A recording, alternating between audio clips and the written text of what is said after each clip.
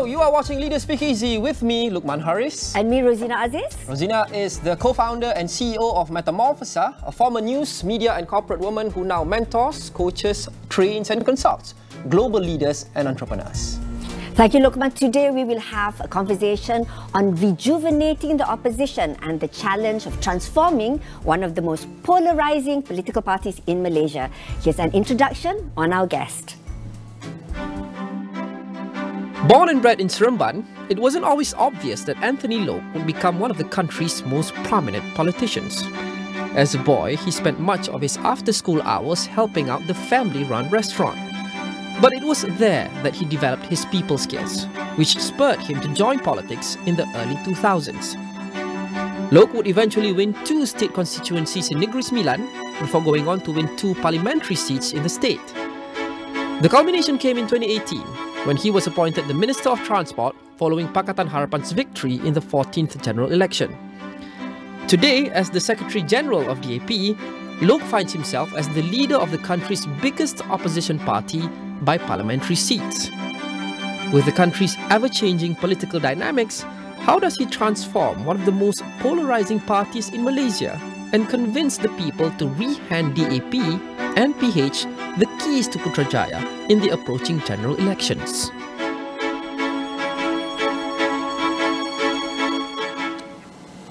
Wabi Anthony, welcome to Leader Speakeasy with Luqman and Rozina. Thank you, Rozina. Thank you, Loke. Let's kick off by discussing your leadership mantra. Rosie. As the intro stated, it's safe to say that growing up, it wasn't obvious that you would choose politics as a career. So you grew up as the son of parents who ran a food business in Seremban, I'm from Seremban, to support the family. Okay. So what motivated you, YB, to become a politician? And was there someone who inspired you to make the leap? Well, actually, I have interest in politics since a very young age. I remember in my primary school, I started to read about political news, usually reading newspaper at that time. And during my younger days, of course, my only newspapers that I read are all Bahasa newspapers, Utusan Melayu, Berita Harian, and so forth. So I think from there, of course, I have a lot of interest into politics, and then I follow a lot of political developments. And my family are actually DAP supporters. So the person who actually inspired me and also to basically influence me a lot into politics, of course, is Lim Kit Siang. I mean, he is a firebrand, you know, a household name among the DAP supporters. But yes, you're right. I mean, in the sense that in my younger days, in my younger age, I do not see myself as a leader. So I was a very shy boy, you know, in schools and so forth. I only become a prefect in my secondary school. During primary, I was a very, very shy guy. So, but over the years and when I was in my 20s, after I was first elected as an assemblyman in 2004, I was basically thrown into a pool that I have to take up the leadership because there was a lack of and a vacuum of leadership in the Negeri Sembilan DAP. So, being the assemblyman, I have to take up the leadership. And from there, of course, I developed over the years.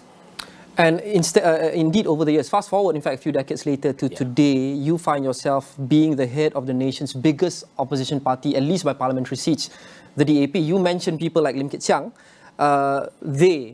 When I say they, I mean Kit Siang and Lim Guan Eng and a few other people. They led DAP in very different times. So how do you think your mission is unique compared to that of them and your predecessors? Well, Kit Siang and Guan Eng led the DAP in different era. And of course, Kit Siang in the early days, the society was very different. The politics was very different. And the role of the DAP was very different. The role of the DAP in the 70s, 80s and 90s was always the main opposition party. Whereas today, DAP is not just be seen as an opposition party. We are a ruling party in a few states. And we were part of the ruling government at the national level. So we see ourselves as not just an opposition party, but a party with the aim of forming the next government. So in that sense, of course, we have to articulate our views in a different manner. We have to address and lead the party in a more cohesive and more consultative manner. And not just being a party by itself, but also part of the coalition. So YB, as a leader, how do you plan to transform the party and its leaders in your mold? Well, I've stated, first of all, I will be more inclusive in the sense that the DAP must be led through a consultative way, and also in terms of collective leadership. So it's not just about one man leading the party. It's no longer a strong man kind of leadership, but it's more collective leadership, where I have to build up my team, and the team must consist of different leaders with different expertise, different kind of set of skills and so forth. And we have to move together in tandem. So I think that is my leadership approach in order to bring the DAP forward. And as I mentioned, if DAP wants to be aspired to be the next government at the federal level, we must prepare ourselves. We must have different people with different kind of expertise in different area, in different policies, in different ministries and so forth. Therefore, we have to prepare ourselves, and not just about one individual or two individuals. It's about a team of leaders who are capable of leading not just a party, but providing solution to the country. We'll go deeper into that, YB, regaining the faith, or the attempt to regain the faith of the Rakyat for DAP and also PH in the next general elections. But I want to start, I want to go first into the bipartisan MOU, which has been the talk of the town for the past few years, and in fact more so for the past few weeks now that it's approaching its expiry date. It was signed back in September 2021. Recently, you've expressed willingness to extend it beyond the expiry date, which is 31st of July this year. It's right around the corner. Some people view that as an admission that you are not confident you'll perform well in GE15. What do you say to that? It's not about admission of not performing well. Of course, it is beyond our control whether election will be called or not after 31st of July. I think a lot of people misunderstood the content of the MOU. The MOU does not expire after 31st of July. In fact, the content of the MOU is that such that the government is willing not to dissolve Parliament with the MOU before 31st of July. But it does not state that Parliament must be dissolved by 1st of August. Yeah. So it's not a question of that immediately after the 1st of July, then definitely there will be dissolution. It's not the case. It's up to the Prime Minister to decide when to dissolve Parliament and within the term of the Parliament. So what we are discussing and what we are offering is that if the Prime Minister and the government of the day wants to have this continuous stability until the next general election, why don't we talk about extending it? But the premise is that whatever has been discussed and agreed upon in the MOU must first be delivered. Just a quick one before Rosie. How I understand that. The main goal is stability, and that's why the MOU was signed in the first place. But it's been, what? It's been about a year, right? Yep. How do you define stability? Because many people are saying we are waiting for things to be stable before we end the MOU. How do you define stable?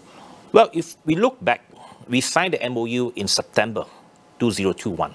In September 2021, the pandemic was still, at a very peak. Yeah. The number of cases were very high.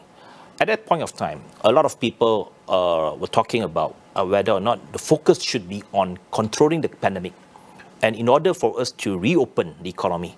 So that was September when we signed the MOU. Fast forward after that, I think right now we are in May, just about 8 to 9 months. And then by 1st of April, last April, the economy was able to reopen. So in that sense, I think the MOU has provided a space for the government and for the opposition to work together on certain areas, especially on addressing the pandemic, in terms of focusing more on the fight against COVID, and also to reopen the economy. The focus was always been on the economy and the health of the people. So I think in that sense, the MOU has achieved its purpose. Rosie? So talking about MOU and when it ends, how confident are the AP and PH? How ready are you? How confident are you if GE15 is called as early August and Parliament gets dissolved shortly after? Well, it's not a question of how ready we are. How confident are you? I mean, of course, looking at the current situation, and a lot of people were saying that there is no chance for the PH to come back as a government. if G is called in August. But the challenge for us is to prove the critics wrong. So I think that is the challenge for the leadership. I still have faith that we can do better, we can do well.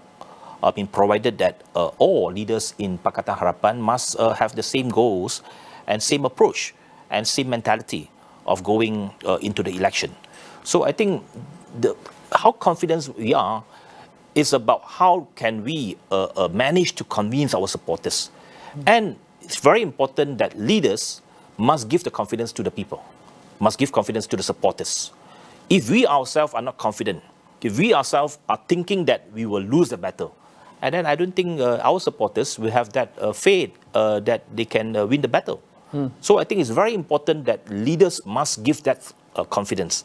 So confidence is by way of whether or not you put in the effort. You are prepared to take the risk, you're prepared to take up the challenges and face it. I think the question of facing a tough election is always there. But it's a question of we have no choice. You have to be prepared and you have to face it, no matter how and no matter what is forthcoming.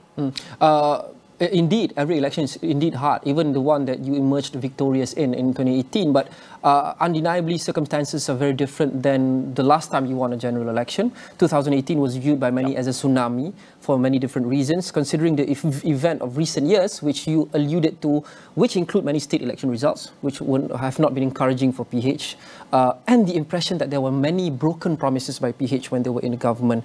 Again, what makes you confident that PH will be accepted again? You talked about returning or actually reinstating the faith of the rakyat towards PH. How do you, as a leader of the biggest opposition party by parliamentary seats, plan to do that in the next, well, a few months till GE? First of all, I speak on behalf of the DAP. For the DAP, of course, first thing that we have to impress upon is that our members of parliament did not jump ship. We did not betray the mandate of the people. All 42 MPs elected in 2018 remain steadfast and remain where they are today in Parliament. And secondly, we have the power of incumbency in those seats. So it's very much upon us, the MPs, who are in that respective constituencies, to work hard and to make sure that they still remain getting the support of the people. And you have all this incumbency right now. Previously, of course, to win a seat away from another party is tough. But when you already won the seat, it's upon the MPs to make sure that they perform well, they gain the respect from the people, and that is very much within our control. And this is something that I have to impress upon all my MPs to make sure that they perform well in their constituency. I think that is one key criteria. Secondly, I think is that if you look at the landscape of the opposing parties, definitely they are fighting among each other as well. If you're talking about the parties in government today, they do not share the same goals, they do not share the same values, they are fighting each other every day. They are talking about how to run down each other. And I think if you look at the landscape today, it is not very much different from 2018. And Barisan Nasional, I think it is a fallacy and to say that BN has regained their strength. If you look at Johor, if you look at Malacca, the number of votes that they garnered is actually less than 50%. And even in the case of Johor, the strongest hold for the Barisan Nasional, they only got 42%. So that is an indication that they actually did not get the support from the fence-sitters. They only got the support from among their hardcore supporters. And I think on our side, the Pakatan Harapan, the major challenge is that how to convince our supporters to come out to vote in the next general election and to vote for Pakatan Harapan. I think that is a major challenge. It's a question of whether or not we can convince them to participate in the election. We will go for a short break. Leaders Speakeasy with Luqman and Rozina will be back with YB Anthony Loke, the Secretary General of DAP.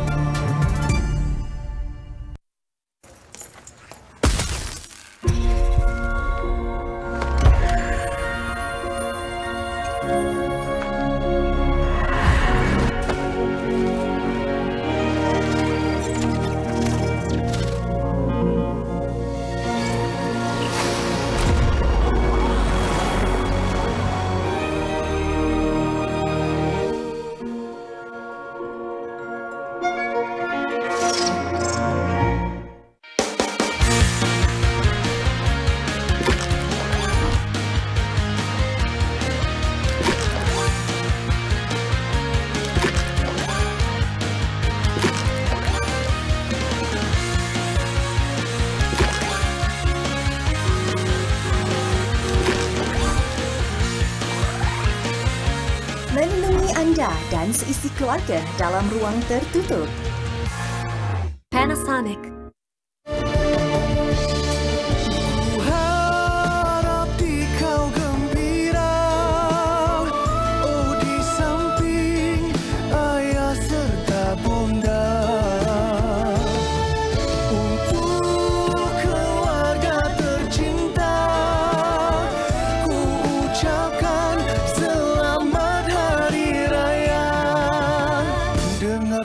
Sayang laguku untukmu pengganti diriku. Semoga kau akan terhibur selalu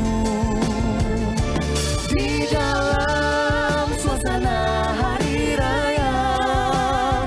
Terimalah dengan rasa bangga.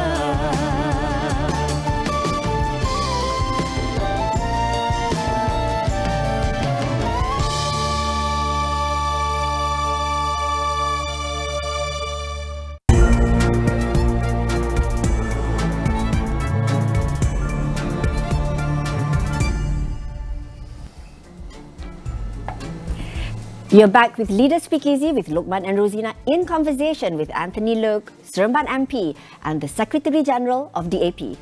YB, PKR's Nurul Izzah recently said, perhaps infamously said, that the worst case scenario she thinks is that PH won't be able to win in the next 2 election cycles. Do you agree? And why or why not? Well, I have openly stated that I disagree with that kind of statement. While, of course, being the leader, we have to plan for the best outcome and the worst outcome. And that's always in our planning. I mean, we know what to expect. But to make a public statement about painting a very bleak picture, I think it's not welcome. It is not supposed to be coming from a top leader of a party, because that will give a sense of disappointment and a sense of hopelessness to the supporters, which I think she has regretted making that statement. She has recently. clarified. Yeah, she has clarified and even apologized for that. I think, of course, she's entitled to a view, but being the leader of the DAP, I would say that I would not agree with that kind of statement. And we have to give the confidence to the people. So it's fair to say that you pinned a lot of hope in Undi 18 and the young voters before. But if we look at the Johor state election, the first with Undi 18 effect, I mean, I think that burst this bubble in a big way. So what is your strategy now to win over voters, which may be the difference between winning and losing in GE 15? Especially young and first-time voters for Undi 18. Well, I think, first of all, for Pakatan Harapan, we managed to get a lot of support from first-time voters in the previous 1 or 2 elections. If you look at the enthusiasm of the Malaysian public to go to vote, it's actually after 2008. I mean, before 2008, we have never reached more than 80% turnout rate in any general election. After 2008, when we formed a few state governments, I think in 2013, the turnout rate was increased to 80%, and perhaps in 2018, it was pushed up to 85%. So I think the challenge for Pakatan Harapan is how to convince the people who have voted for us in 2018 to still come out to vote in the next general election. I think that is the first premise. The second, of course, is the young voters, the Undi 18 or the first-time voters. Again, is that how do we convince them that Pakatan Harapan is better? First of all, I think the changes to Undi 18 happened because there's a change of government. If not because of the change of government, the 18 years old will never be able to vote today, right? I think an automatic voter registration will never happen. And a lot of voters actually being registered into the electoral roll because of the automatic registration. And bear in mind that the first-time voters are not just between 18 to 21.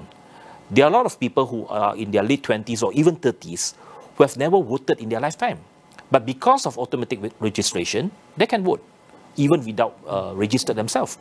So I think this group of voters, we have to convince them that their vote matters. Why they do not register as a voter? Perhaps they thought that, politics is not my business. Politics is not whether or not I vote or not, it does not matter. So we have to impress upon them that every vote counts, every vote matters. And the reason why we were able to change the government is because of everyone taking their responsibility seriously to go to vote in the past election. So there were claims bordering on conspiracy theories. The claims is that DAP was the power who pulled the strings in the PH government despite the PM being from another party. How do you as a leader respond to this? Well, I mean, the mantra of politics in Malaysia is that everything is to blame DAP. It's semua salah DAP. Okay. I think on one hand, people are saying that we are pulling the string. We are the mastermind of the entire PH government, even though that DAP only has 6 ministerial portfolio in the entire cabinet. It's only perhaps only 20% of the cabinet. But on the other hand, especially on the Chinese ground, the MCA and so forth, they are claiming that DAP has become a quiet party. Everything is being dictated by Tun Dr. Mahathir. We are being a pak turut to Tun Dr. Mahathir. That was an accusation on us, on the Chinese side. On the Malay side, PAS and UMNO are saying that no, all other parties are useless. The DAP is the mastermind. DAP is the one who pushed for all the agenda in cabinet, and Mahathir was listening to DAP because DAP control 42 seats. I think that is complete nonsense. We know how cabinet works. Every single cabinet member has a say in the cabinet, and then cabinet makes decision based on consensus. It's not about whether or not you gang up a few of you and then you can dictate all the way. So my response to that is always that if you think that we, the 6 DAP ministers, can dictate all the way in cabinet, are all the other ministers useless? Are you saying that Muhyiddin was useless in cabinet? Are you saying that Tun Mahathir will just follow blindly whatever said by the DAP? So that is not the case. I think what we have always pushed for is that Pakatan Harapan must make decision based on what we have agreed upon in the manifesto. And there is a set principle and set policies that we should be able to deliver. So of course we are trying to push whatever has been transpired in the manifesto. But unfortunately, some of the contents of the manifestos were not delivered. Yeah, those were the recurring claims, repeating claims that there were many broken promises in the manifesto. Which leads me kind of to my next question. If you could do it again, being in government, what would you have done differently, well, when you were in government or when you are going to be in government? What mistakes, if you could go back, would you correct? Well, I think we have to admit there are certain limitations. I mean, if we cannot do or cannot deliver certain promises, I think we should be upfront about it. We should be telling the public and telling the public the reason why we cannot do it, or what are the trade-offs that we should be taking. I think that those are the things, those are the approaches which I think will be more constructive in a manner that the public can. I mean, definitely there are people who will be unhappy. There are people who will criticize. But I think it's better that we should be more upfront about it, rather than justifying why we did not do, or trying to give excuses of why we cannot deliver those promises. More honesty, basically. Yes. Right. So IB, we'll now move on to the slightly fun segment, quick fire questions. Sure. You only have 20 seconds to answer each of the questions. Okay. So Luqman? we're moving away from the heavier topics. Sure. This segment, our viewers will get the chance to get to know you more up close and personal. So a quick fire round. Rosie, go ahead.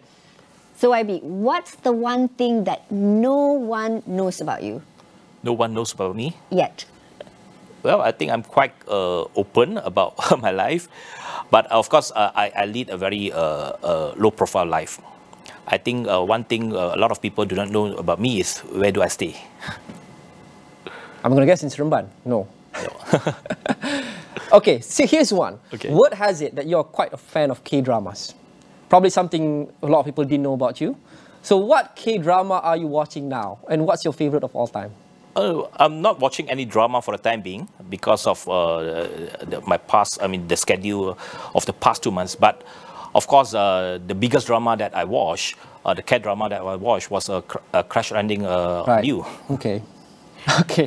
So This is something you didn't know before, Yeah. right? So, Ivy, you have plenty of experience when it comes to food after being involved in the family's food business. And, you know, I am certainly partial to Negeri Sembilan food. Yeah. So what's the best dish you personally can cook? Can still cook today. Can still cook. Yeah. Yes. Well, I can prepare wonton noodle, for example. Yeah. That's the best dish you can cook. I'm not really a good cook. My parents are involved in restaurant business. Of course, I help out when I was a kid, but I can't really cook. I'm not a good cook. All right. Yeah. So that's that honesty coming out more. Yeah. Being honest about it. Lastly, I know you miss being in the government. I think you miss being in the government. Should that happen again in the future, what portfolio would you like to hold? Is it the same, or would you like to try your hands at something else? Well, I think my first choice is still going back to Ministry of Transport, because the sense of not completing my task in Ministry of Transport is still there. So I hope that I can go back and at least fulfill some of my plans to achieve more in the Ministry of Transport. And the 22 months taught me a lot about the running of the ministry. Right. Thank you, YB. Thank you so much.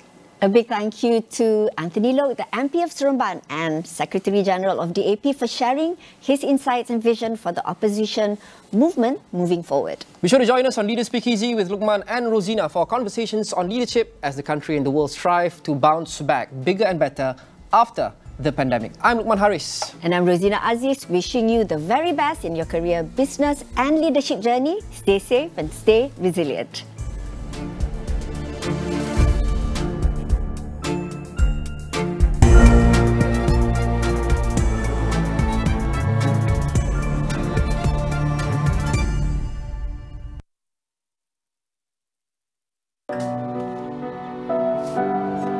Insan yang berjaya juga insan seperti kita. Didorong keazaman demi mencapai cita-cita mereka. Super. Melengkapkan juadah anda. Bersedia untuk Pack Platinum. Alami pelbagai kisah menarik. Dari kegelapan.